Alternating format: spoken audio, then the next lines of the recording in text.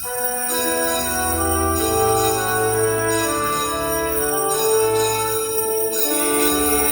Panginoon,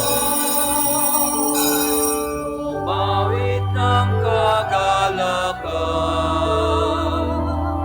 at tugtugin ang gitara at ang kaaya-ayang lira.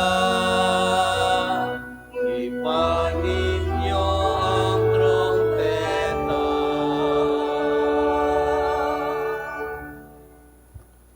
Sa ngalan ng Ama at ng Anak at ng Espiritu Santo. Amen. Ang pagpapala ng ating Panginoong Hesukristo, ang pag-ibig ng Diyos Ama, at ang makikipagkaisa ng Espiritu Santo naway sumainyong lahat. At sumayo rin. Mga kapatid, aminin natin ang ating mga kasalanan upang tayo'y maging marapat gumanap sa banal na pagdiriwang. Inaamin ko sa makapangyarihang Diyos at sa inyo mga kapatid na lubha ako nagkasala sa isip, sa salita at sa gawa at sa aking pagkukulang. Kaya isinasamo ko sa mahal na Birhen Maria, sa lahat ng mga anghel at mga banal, at sa inyo mga kapatid, na ako'y panalangin sa Panginoong ating Diyos. Kaawaan tayo ng makapangyarihang Diyos, patawarin tayo sa ating mga kasalanan at patnubayan tayo sa buhay na walang hanggan. Amen. Panginoon, kaawaan mo kami. Panginoon, kaawaan mo kami. Kristo, kaawaan mo kami. Kristo, kaawaan mo kami. Panginoon, kaawaan mo kami. Panginoon, kaawaan mo kami. Papuri sa Diyos sa kaitaasan at sa lupa'y kapayapaan sa mga taong kinalulugdan niya. Pinupuri ka namin, ginarangal ka namin, sinasamba ka namin, ibinagbubunyi ka namin, pinasasalamatan ka namin dahil sa dakila mong angking kapurihan. Panginoong Diyos, Hari ng langit, Diyos amang makapangyarihan sa lahat, Panginoong Hesukristo, bugtong na anak, Panginoong Diyos, Kordero ng Diyos, anak ng Ama. Ikaw na nag-aalis sa mga kasalanan ng sanlibutan, maawa ka sa amin. Ikaw na nag-aalis sa mga kasalanan ng sanlibutan, tanggapin mo ang aming kahilingan. Ikaw na naluluklok sa kanan ng Ama, maawa ka sa amin. Sapagkat ikaw lamang ang banal, ikaw lamang ang Panginoon, ikaw lamang o Hesukristo ang kataas-taasan, kasama ng Espiritu Santo, sa kadakilaan ng Diyos Ama. Amen. Manalangin tayo. Ama naming makapangyarihan, hinirang mo ang iyong bugtong na anak, na maging kataas-taasan at walang hanggang pari para sa iyong kaluwalhatian at para sa aming kaligtasan. Marapatin mo na sa pagkakaloob ng Espiritu Santo ang iyong mga hinirang na mga lingkod at katiwala ng iyong mga misteryo ay makatupad ng may katapatang lubos sa atas ng paglilingkod na kanilang tinanggap sa pamamagitan ni Hesukristo, kasama ng Espiritu Santo, magpasawalang hanggan. Amen. Pagbasa mula sa aklat ng Henesis.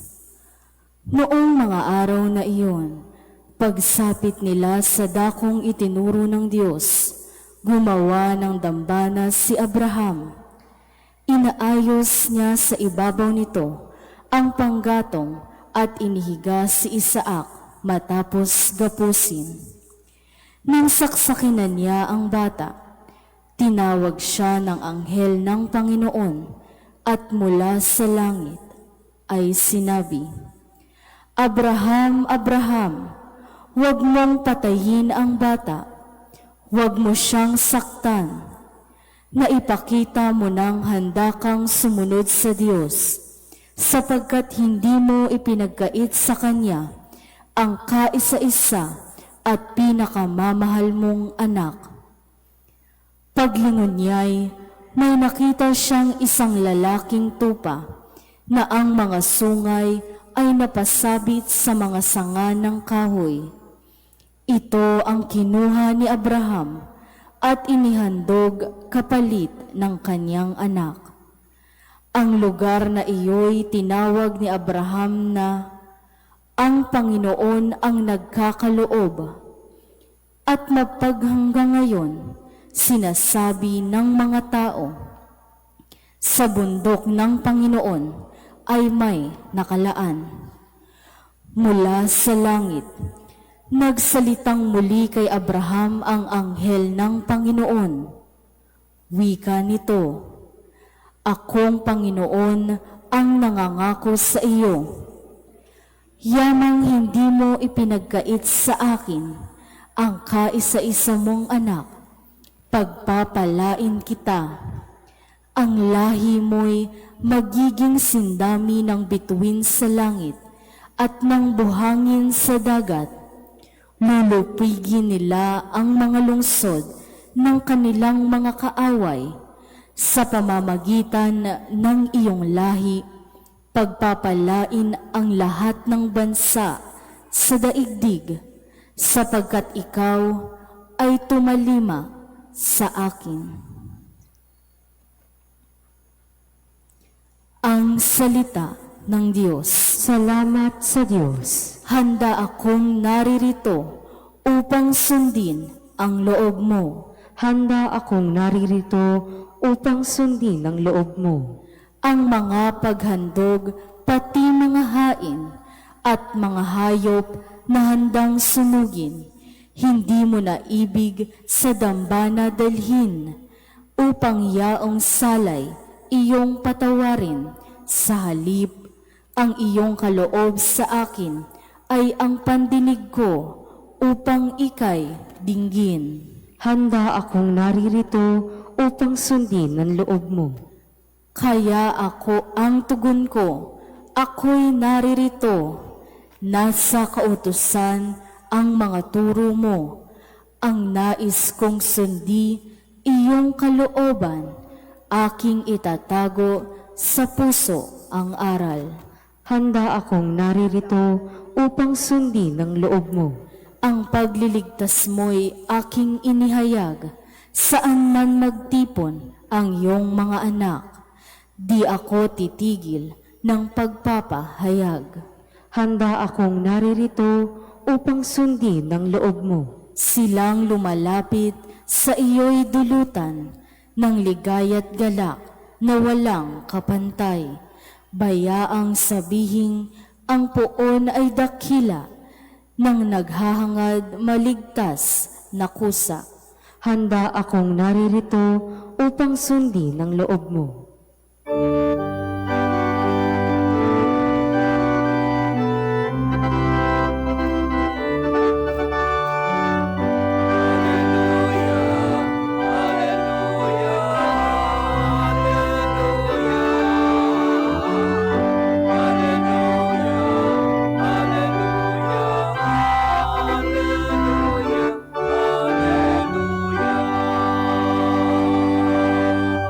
Masunuring Kristo Jesus, naghain ng buhay sa krus, kaya't dinakila ng Diyos, binigyan ng ngalang tampok sa langit at sansinuko.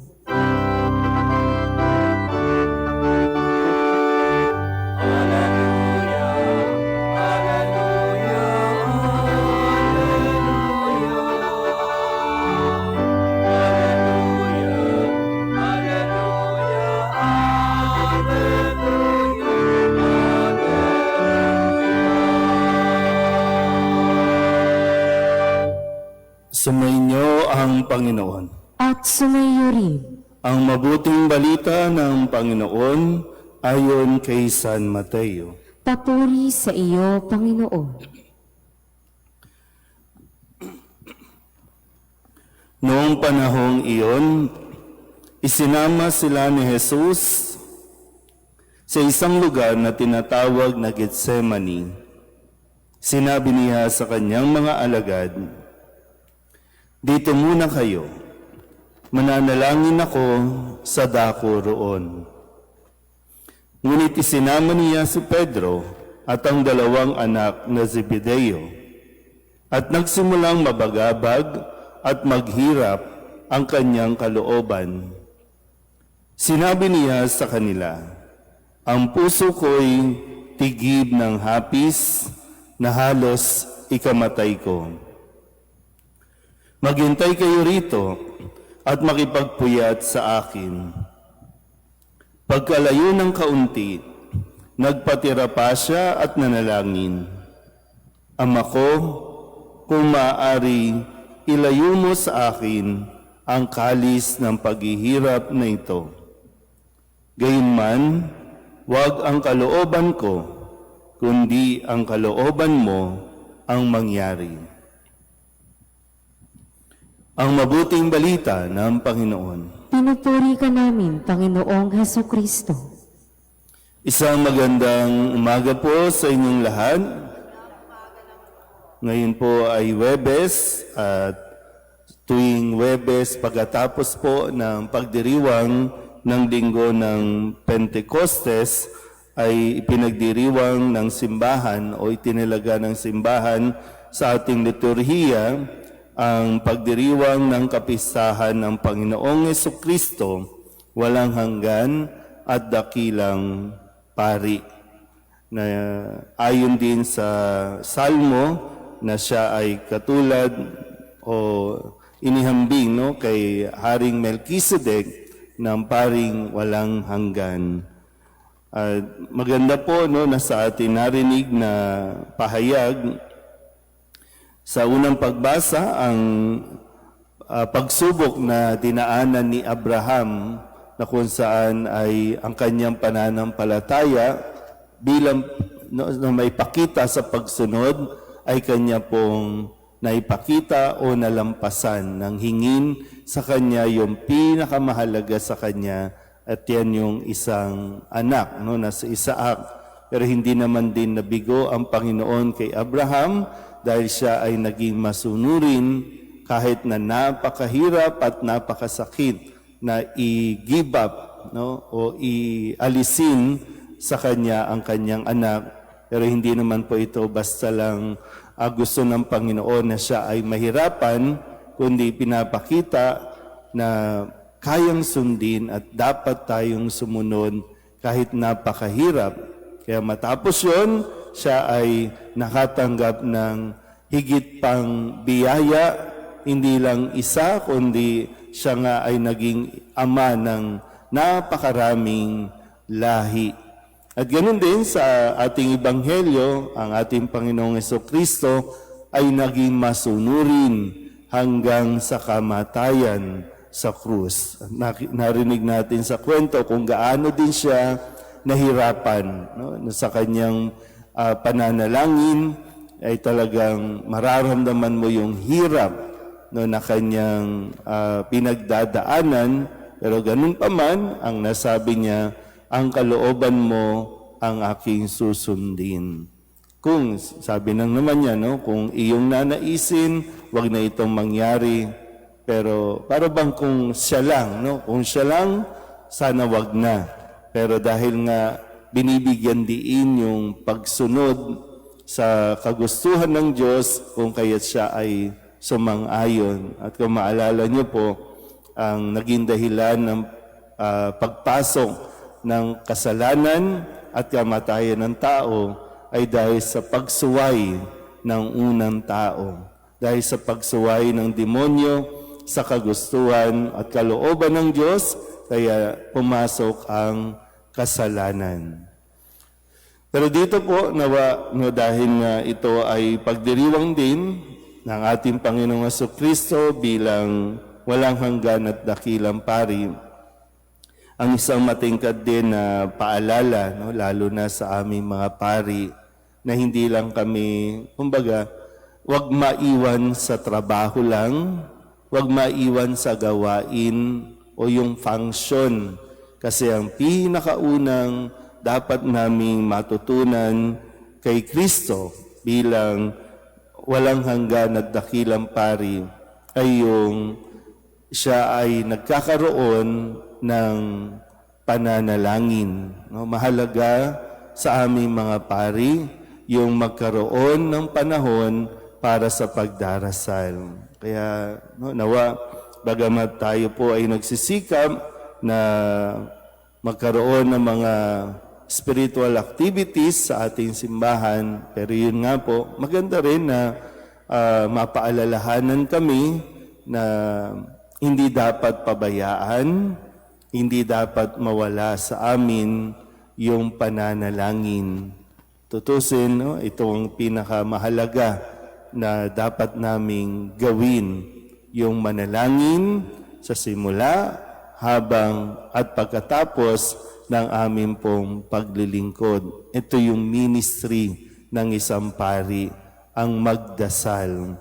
Hindi ang mga, kasi sa karanasan din namin, lagi na lang sa dami ng gawain, trabaho, nakakapagod din, at dahil dyan, medyo nakakalimutan din at naapektuhan yung pananalangin. So, ang pagiging pari, hindi ito trabaho. Ang pagiging pari ay pagdarasal. Lalo't ngayon, napakaraming dapat na ipagdasal. Pero lalo tigin, ang isang pari ay dapat nagdarasal. Amen.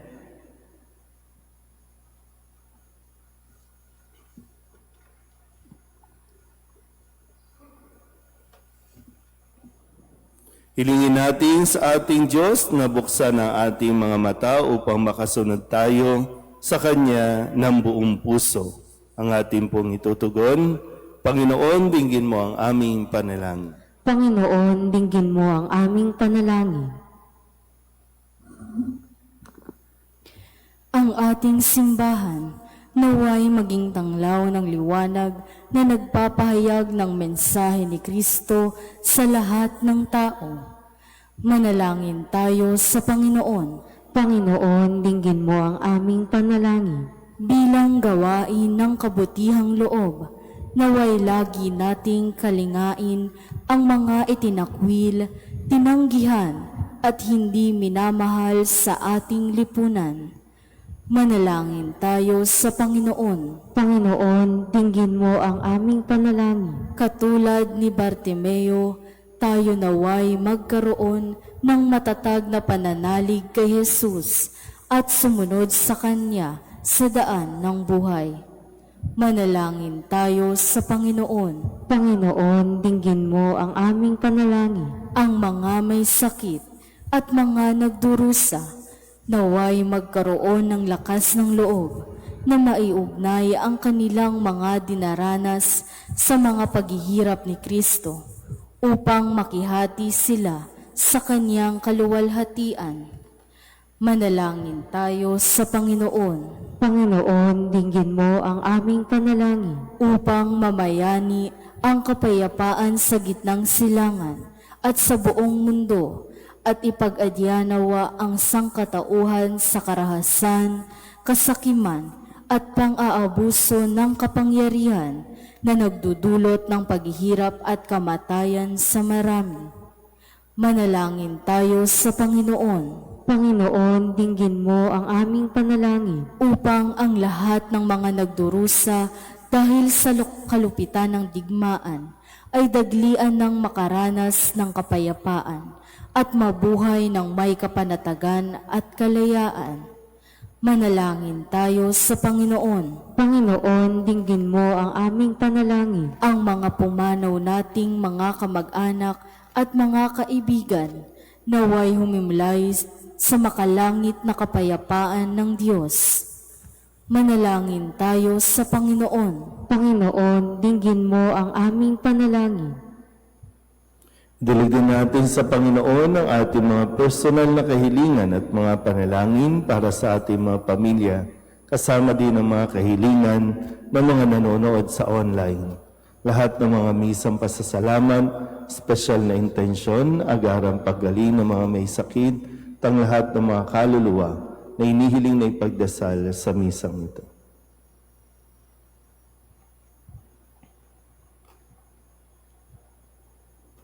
Ang lahat ng ito inihiling namin sa ngalan ni Kristo, aming Panginoon. Amen.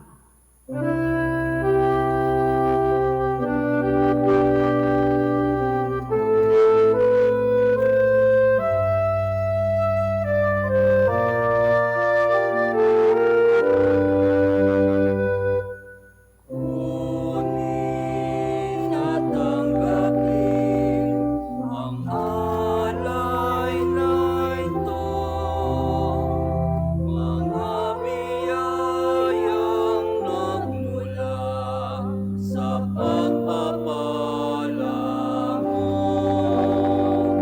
Tanda ng bawat pusong pagkatinibig mo, ngayon'y nananalig, nagmamahal sa'yo.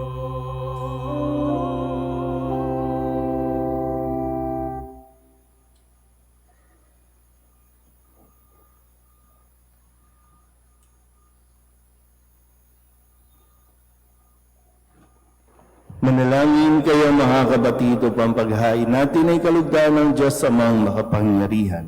Tanggapin nawa ng Panginoon itong paghahain sa iyong mga kamay, sa kapurihan niya at karangalan sa ating kapakinabangan at sa buong sambayanan niyang banal.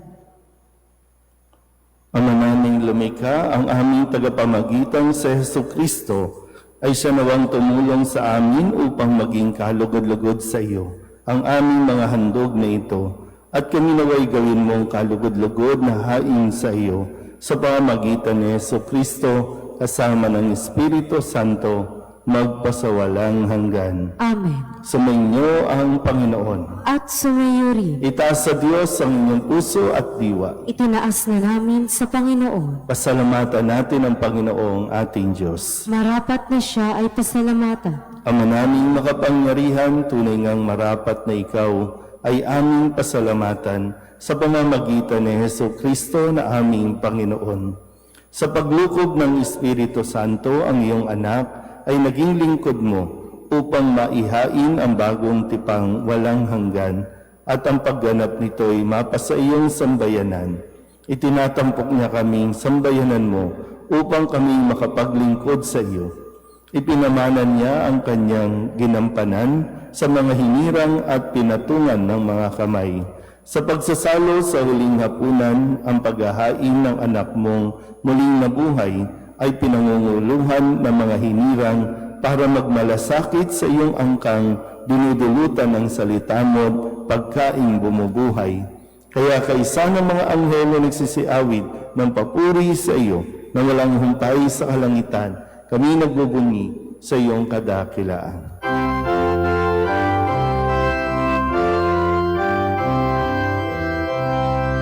Santo, Santo, Santo, Panginoon Diyos ng mga hukbo. Napupuno ang langit at lupa ng kadakilaan mo. Hosana, Hosana sa kaitaasan. Hosana, Hosana sa kaitaasan. Pinagpala ang maparirito sa ngalan ng Panginoon. Hosana, Hosana sa kaitaasan. Hosana, Hosana sa kaitaasan. Ama naming banal, ikaw ang bukal ng tanang kabanalan. Kaya't sa pamamagitan ng iyong Espiritu, gawin mong banal ang kaloob na ito upang para sa aming maging katawan at dugo ng aming Panginoong Jesucristo. Bago niya pinagtiis ang kusang loob na maging handog, hinawakan niya ang tinapay, pinasalamatan kaniya, pinaghati-hati niya iyon, iniabot sa kanyang mga alagad at sinabi, Tanggapin niyong lahat ito at kanin, ito ang aking katawan na ihahandog para sa inyo.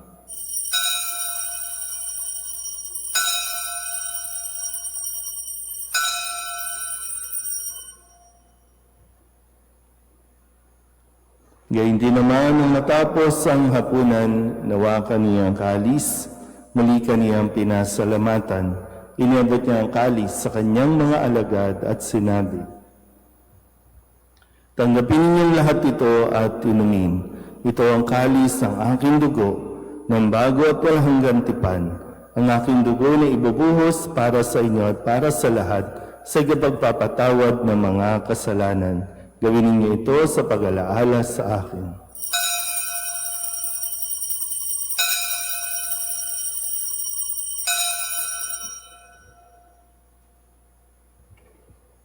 Ipagbunyi natin ang misteryo ng pananampalataya. Si Kristo'y namatay, si Kristo'y nabuhay, si Kristo'y babalik sa wakas ng panahon.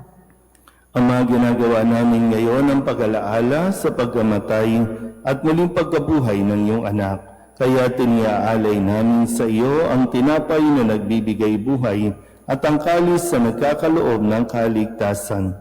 Kami nagpapasalamat dahil kami iyong minarapat na tumayo sa harap mo para maglingkod sa iyo. Isinasamo namin kami magsasalo-salo sa katawan at dugo ni Kristo ay mabuklod sa pagkakaisa sa pamamagitan ng Espiritu Santo. Amalingapin mo ang iyong simbahang laganap sa buong daigdig. Puspusin mo kami sa pag-ibig kay San Leon na aming Papa at ni Jose na aming Obispo at ng Tanang Kaparian. Alalahanin mo rin ang mga kapatid naming nahimlay na may pag-asang sila'y muling mabubuhay, gayon din ang lahat ng mga pumanaw. Kawaan mo sila at patuloyin sa iyong kaliwanagan. Kawaan mo at pagindapating kaming lahat na makasalo sa iyong buhay na walang wakas. Kaysa ng mahal na Birheng Maria na ina ng Diyos, ng kabiyak ng puso niyang si San Jose, kaysa ng mga apostol at ng lahat ng mga banal na namuhay dito sa daigdig ng kalugod-lugod sa iyo, may pagdiwang nawa namin ang papupuri sa ikararangal mo sa pamamagitan ng iyong anak na aming Panginoong Jesucristo. Sa pamamagitan ni Kristo, kasama niya at sa Kanya, ang lahat ng parangal at papuri ay sa iyo, Diyos amang makapangyarihan, kasama ng Espiritu Santo, magpasawalang hanggan.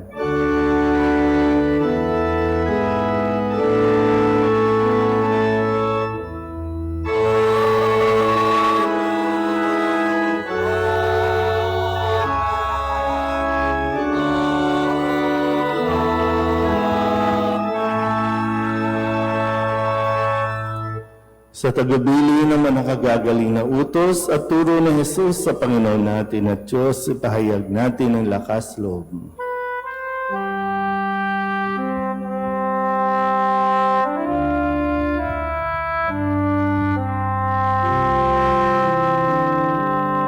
Ama namin, sumasalangit ka.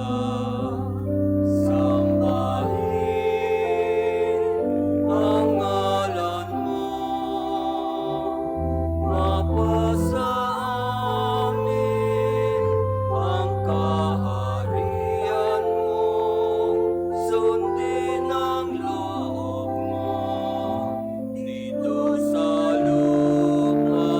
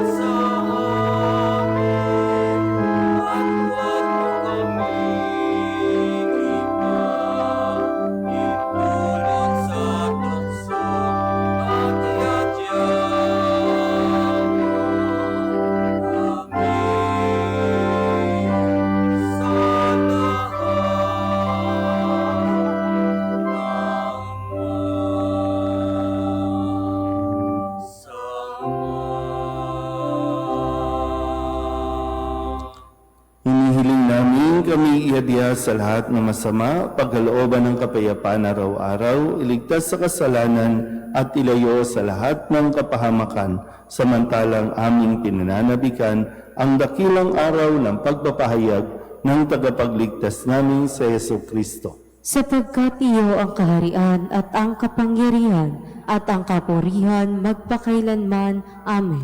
Panginoong Heso Kristo, sinabi mo sa iyong mga apostol, kapayapaan ang iniiwan ko sa inyo, ang aking kapayapaan ang binibigay ko sa inyo.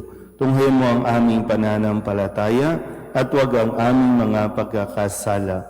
Pagkalooban mo kami ng kapayapaan at pagkakaisa ayon sa iyong kalooban, kasama ng Espiritu Santo, magpasawalang hanggan. Amen. Ang kapayapaan ng Panginoon ay laging sumainyo. At sumayo rin. Mabigayan po tayo ng kapayapaan sa isa't isa. Kordero ng Diyos na nag-aalis ng mga kasalanan ng sanlibutan, maawa ka sa amin. Kordero ng Diyos na nag-aalis sa mga kasalanan ng sanlibutan, maawa ka sa amin. Kordero ng Diyos na nag-aalis sa mga kasalanan ng sanlibutan, ipagkaloob mo sa amin ang kapayapaan.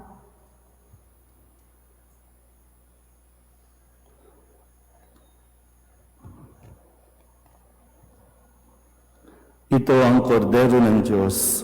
Ito ang nag-aalis ng kasalanan ng sanlibutan. Mapalad ang mga inaniyahan sa kanyang piging. Panginoon, hindi ako karapat-dapat na magpatuloy sa iyo, ngunit sa isang salita mo lamang ay gagaling na ako.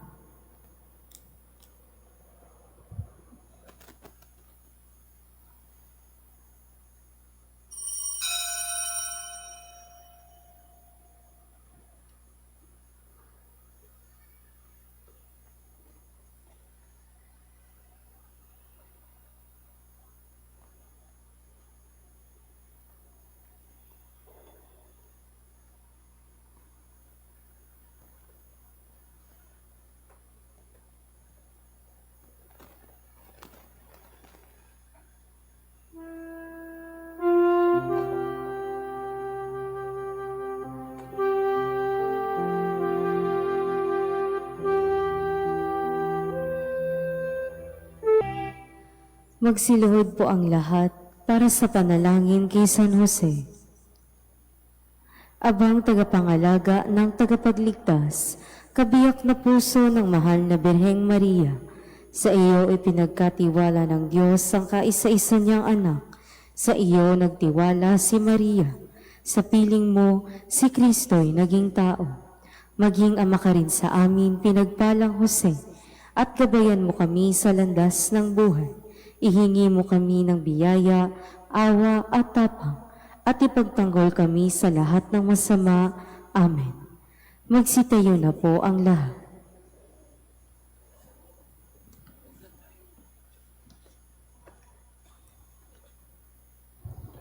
Manalangin tayo. Ama naming mapagmahal, magdulot nawa sa amin ng ibayong buhay, ang banal na paghahain na aming ipinagdiwang at tinanggap, upang sa aming matibay na bigkis ng pagmamahal sa iyo, kami manatiling nagbubunga na magtatampok sa amin sa buhay na walang hanggan, sa pamagitan ni Yesu Kristo, kasama ng Espiritu Santo, magpasawalang hanggan. Amen. Sumainyo ang Panginoon. At sumayo rin. At pagpalain kayo ng makapangyarihang Diyos, Ama at Anak, at Espiritu Santo. Amen. Tapos ang banal na misa, humayo tayo sa kapayapaan ni Kristo. Salamat sa Diyos. Magandang umaga po.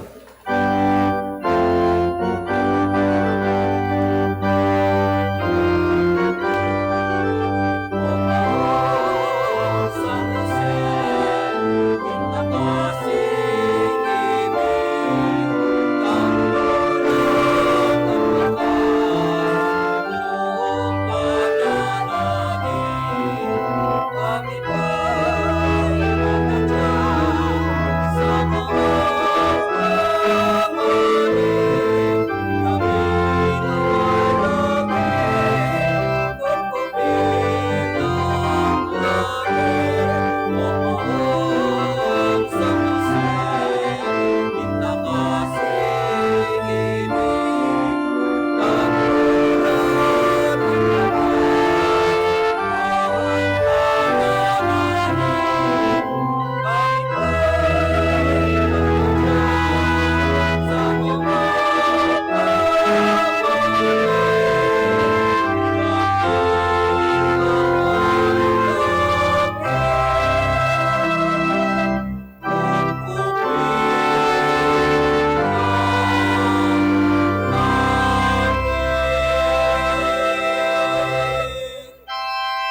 Amen.